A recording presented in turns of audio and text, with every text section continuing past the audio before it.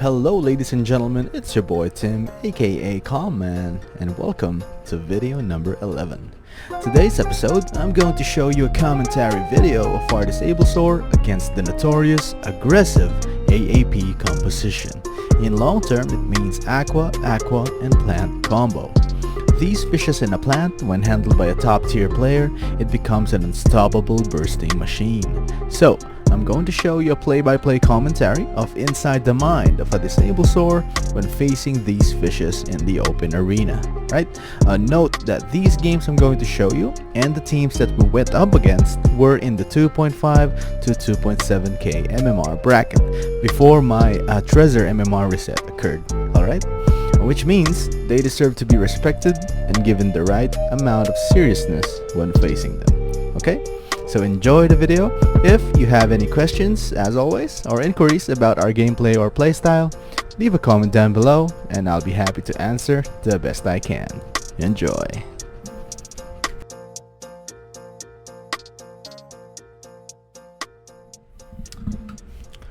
Okay, due to these games being quite short, I decided to show two sets of games with two different playstyles of AAP. The aggressive gameplay and Conserver gameplay. An aggressive gameplay will burst out any damage dealing cards at the early rounds as much as they can. Then, perfectly time the correct round to pass a turn to regain energy and cards, enabling them to reburst damage and win the game.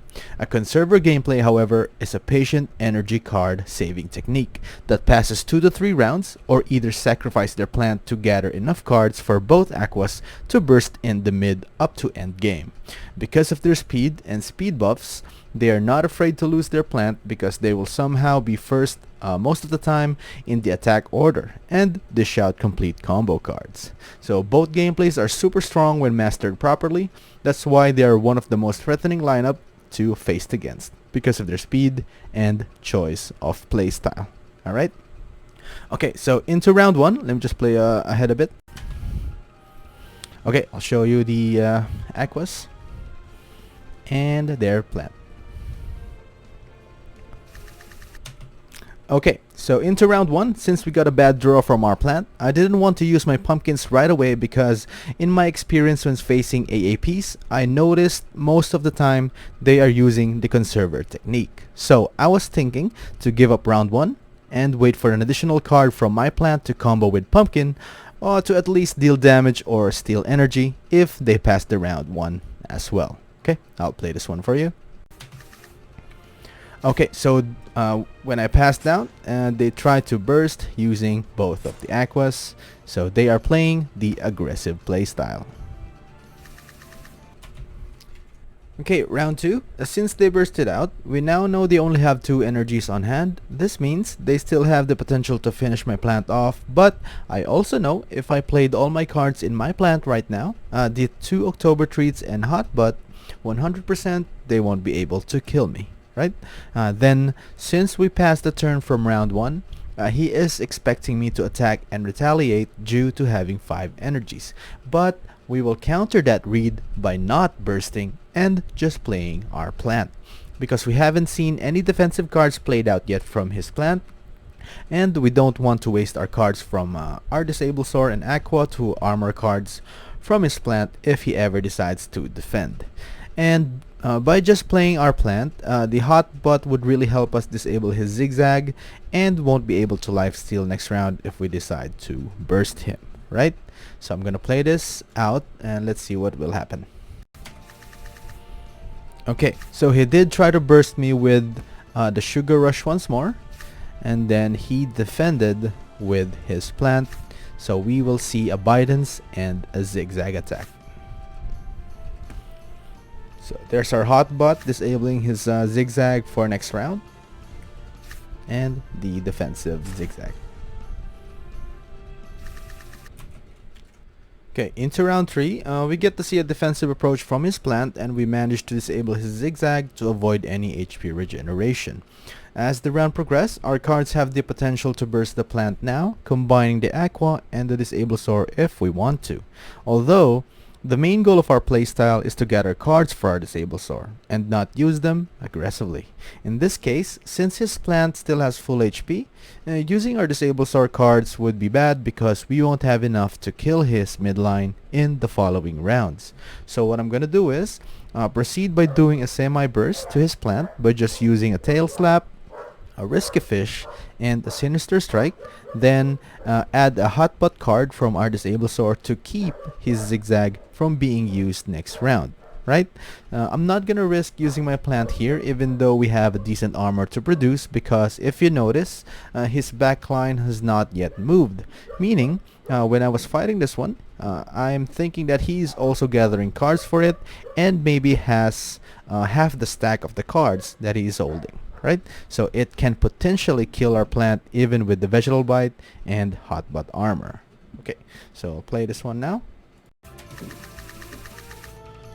Okay, so he did not defend his plant anymore, but he will take out our plant as well using the double tail slap and the goldfish. So there goes our gain energy from tail slap, a risky fish, and a dual blade, following with the hotbot disabling his zigzag. We're now heading to round 4, and we already know he used the double tail slap and goldfish last round, meaning he has the potential to burst our Aqua with his back line. A kind note to practice: always try to remember what your enemies had played from the past rounds.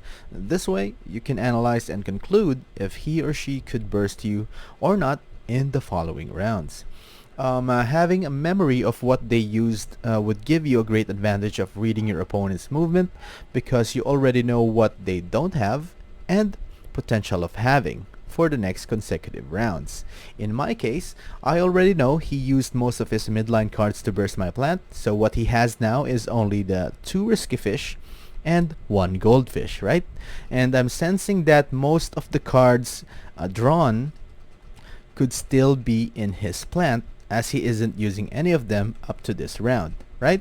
But just to be on the safe side, I will tank up using my sponges and a risky fish to maximize my armor, then pull up a kill card on my Disablesaur to at least get the next axie if the tank dies first, right? So I'll play this one now. So yeah, as you can see, he did not play any cards and just defended his tank, and we will able to kill it, and then the kill card goes through his midline. Okay, round 5 is up, and since he hasn't moved both of his Aquas, I can guarantee now that he would kill my midline. So this is our timing for our Disablesaur to make a move. Even though we don't have that much energy stored, we must retaliate by damaging his midline. Okay, so I'll let them kill our Aqua, and I'll dish out the standard hotbutt and headshot combo. Okay, I'll play this one. Okay, so that's a full burst on his backline Aqua, killing our midline. And then he did an additional damage, like a kill card from his mid. That would reach our Disablesaur, but not that much. And then here comes our hotbutt and Kestrel combo. As round 6 begins, we know that I have disabled his midline's mouth and horns, which means any card that he throws will not be enough to tank up from my 1 card attack. So I'm going to use the Chomp to kill him and add Abidance as an insurance armor in case he tries to spend the card to try and damage me. Okay, so I'll play it now. Okay, so he did not use any cards to damage me, but he did cast the double cuckoo to get the attack buff, and then I would be able to kill his midline using the Chomp and the Bidance. As the 1v1 begins, we are fully stacked with our Disablesaur cards, 3 energies to play with, and 90% health as well. So fighting him at this state would give us the winning favor. Since he buffed up from that cuckoo last round, it is most likely he would do a 4-card combo burst to attack me. We're going to play the same in the standard full combo, including our Bidance, and if we live through his attack, then we can most likely get the win from there. Let's see. Okay, so there goes the full card combo. Okay, one of the things I can add when going into 1v1s is to always notice what cards they played in the very first attack, because from there you would already know if the card rotations that are coming next round for him is disabled or not. As an example here, he played 2 upstreams, so most likely he won't get the 2 upstreams next rotation and get either a cuckoo or another scale dart by chance, right? Since I noticed he used the 2 upstreams here, I'm expecting that he would get next round is the disabled cards, namely Risky Fish and the Cuckoo. And from there, I can keep using the Hotbot and Headshot combo with Bidens to armor up until he drops, right?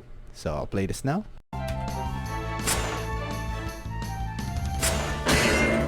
So we should be alive from the 4 card combo burst. And then we are going to disable him using our Kestrel and Hotbot and leaving him with a stun. So let's see his draw cards here. Okay, so his draw cards, he got lucky and he got 2 scale darts, but we managed to disable his Risky Fish, right? So that should be the game, and we will be moving to the next playstyle of the AAP, which is the Conserver technique. Okay, so I hope this information helps and improving your playstyle. Cheers.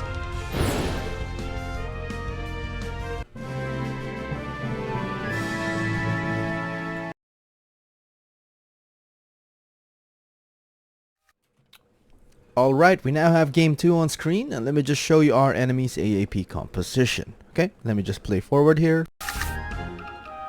So he does have a Ronin and a Double Talk for his mid, an Acro and a Scarab, and the standard plant, just like us. Okay, so as I've said earlier, this is a player who is using the Conserver technique, or to say it plain and simple, his pacing is quite slow, just like us, and tries to gather cards from both of his Aquas, right? These players are quite hard to predict, as most often you see an AAP enemy, and it just bursts cards left and right, correct? But this kind of playstyle is also strong because if you lose track of their cards or energy, you're gonna get bursted in the mid rounds without having a clue. Alright, so keep that in mind. Okay. So, as we drew a plant card, I've always tried and play it to get the best out of our plant. Then we'll try to read our enemy's playstyle if he is aggressive or not. Okay, so I'm gonna play here the Pumpkin and the Vegetable Bite. So as you can see, he also used his plant, and we would be trying to take his energy, but unfortunately we did not get any, but he did stole one from us. And disabling our next Vegetable Bite if possible. Okay, as round 2 goes, I'm not yet convinced to use my Aqua cards to burst him, because if you notice, we are using the no defense, no burst rule of ours, which means if we haven't seen any one defensive card played out yet, like his Pumpkin, we won't burst, okay? So since he disabled my Vegetable Bite and we don't have any plant card to use, I'm going to pass the turn and accept any damage that would be coming to our plant. I know he has only 3 energies, and he won't be able to kill our tank that quickly unless he uses his Double Talk Ronin combo, which he most likely won't use this early in the round, I hope. So let's see what happens. Oh, okay, so he did pass the turn as well, same as me, and now let's go to round 3. Since we both passed round 3, we have 4 energies, he has 5. At this point, I was thinking here, he has the energy, he might have the cards, he could burst now, or maybe he's trying to anticipate my burst attack and armor up his plant, right? So that my burst cards would be wasted to pass through all his plant's armor. From this perspective, I kinda always risk my plant to take action as much as possible. Because if I burst using my Aqua while his plant has full stack armor, we will probably lose due to wasting cards, and it would be a huge issue using our Disablesaur cards early in this round. So, our next move here is to muster up the courage to use our plant using Vegetable Bite and Cactus and see if he bursts or not. Risky play, but not that risky. That will lose so much. Either way, we won't mind losing my plant and 2 energies cause we have the Tail Slap to compensate when wasted, right? So let me play it here now. Okay, so I used the cactus and the vegetable bite, but look what he did. He almost copied our move and just used his plant. So bursting that with the pumpkin, defended up, vegetable bite, hot butt, and a cactus. So he did stole from us and did damage to our plant. Round 4 is up. I now have a gut feeling on how he plays, which means he's going to kill our plant now, and based on the cards I drew, we don't have a chance to tank up our plant. So we can accept the fact that he is gone after this round, and since he already tanked up his plant previously, we are now ready to trade kill him with our Aqua. We are in a tough situation, and risking is a part we need to rely on at this point. If we don't kill his plant by this round, it would be harder to win the match itself. So we are going to play our tail slap, 1 risky fish, and 2 dual blades, then add a kill card, which is our headshot in case the plant dies from the Aqua's crit. Not expecting though, but surely this burst will definitely kill him. We use a headshot as a kill card so that in case a miracle crit happens and he doesn't use the acro this round and bursted our plant with his backline instead, you would be able to disable the horn and deny any outspeed outplay by his midline. Right? These are some of the possible outcomes that may happen in our move.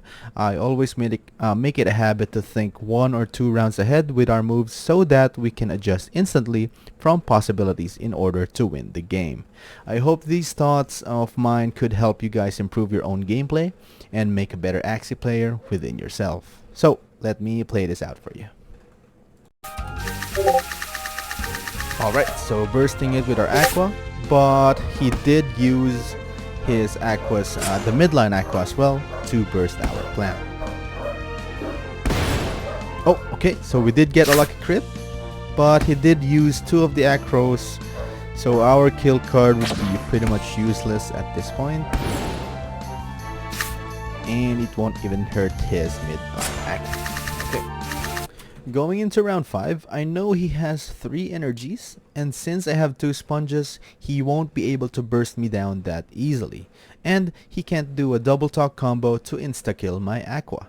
I myself know that I won't be able to kill his midline as well, so what I'm gonna do is tank up my Aqua and embrace his burst damage, and then use one of the hotbutt cards to disable his risky fish since he did not use that yet. In this situation, my goal is just to deal decent damage to his midline and face him in the 1v2 scenario with our Disablesaur. I can picture this most likely because if he doesn't kill my Aqua here, he will most likely kill it within the next round. Then, while killing my Aqua, I would trade kill his midline at the same time and then face him with the 1v1 on round 7. Okay, let me try and play this one for you. Oh, okay, so he just passed the round, and that would give us a decent damage to his midline with the 2 sponges and a tail slap and that hot butt. Okay, round 6 begins, and since he passed last round, this is a quite scary position for us. But do note that since we had his midline's mouth disabled, we are confident even if he draws it out now, it's pretty much useless, right? Then, since he used 1 Scarab and 2 Acros in round 4, most likely he will get the next Scarab and Tail Slap before getting the Acros from the card rotation. Okay, so even if he tries to Scarab and tank up, my Disablesaur can kill him using the Hot Butt and Headshot. Right? So this was, I was mentioning earlier about our possible scenarios. We will let our Aqua go this round and then trade kill his midline as we proceed with the 1v1. Okay? So let me play this one out for you. Let's see if he kills my Aqua, and then I will trade out killing his midline. Oh, okay. So he just passed the round. Well, that gives us a good position at this point. Okay, a very questionable play by him as he did not kill our midline. This gives us a favorable spot in winning the game. Because if you notice, his backline has no 0 cost. This means if he tries to kill my Aqua this round, and I'm sure he will, we will do a preemptive chomp combo. We have the chomp and the headshot. This way, the next turn he attacks, only 3 cards will go through, wasting him 1 card from the chomp's turn. And this means he won't be able to complete his double talk combo, which most likely will give us the win at this point. Okay, let me show you what will happen. So he went ahead and do the 4 card combo that kills our Aqua, which is fine. And then we will do the preemptive chomp combo to him, leaving him stunned for next round.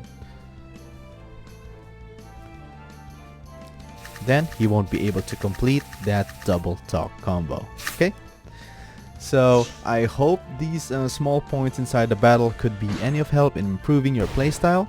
Always notice the little things that could get you that W and the SLP. As always, I hope you enjoyed the video. If you have any questions about the gameplay or playstyle, do not hesitate to comment down below. I'll be happy to reply the best I can. Cheers!